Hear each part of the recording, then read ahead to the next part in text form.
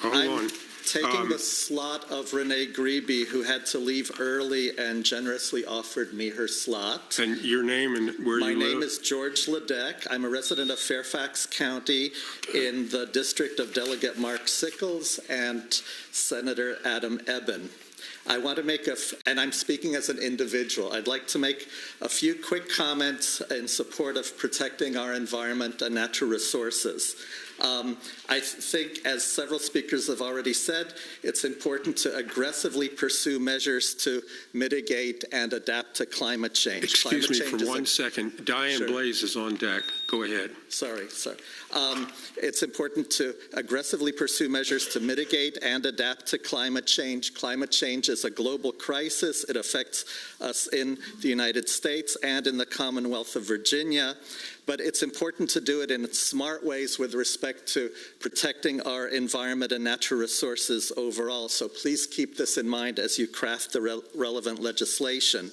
With respect to solar power generation is very important, but it should not be at the expense of forest and tree cover. It does not need to be. There are so many places to put solar panels on house rooftops in a distributed way where those rooftops are unshaded already, on warehouses and big box stores, parking lots, and many other open areas. We need trees to absorb the carbon.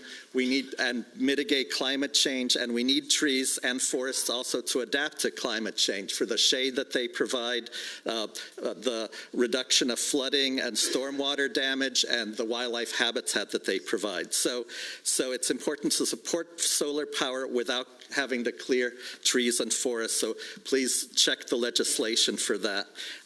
Similarly, with respect to wind power in the wrong places can significantly harm birds, especially large soaring birds like hawks and eagles, and even more so bats. It can be a significant source of mortality for bats.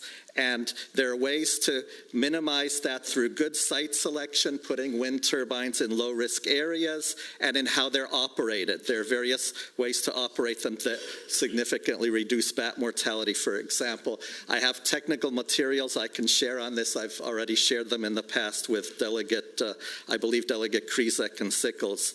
And so I just want to close by saying, please do everything you can to aggressively address climate change in this important window of opportunity, but do it in ways that do not further harm in other ways our environment and natural resources and wildlife here in Virginia. Thank you.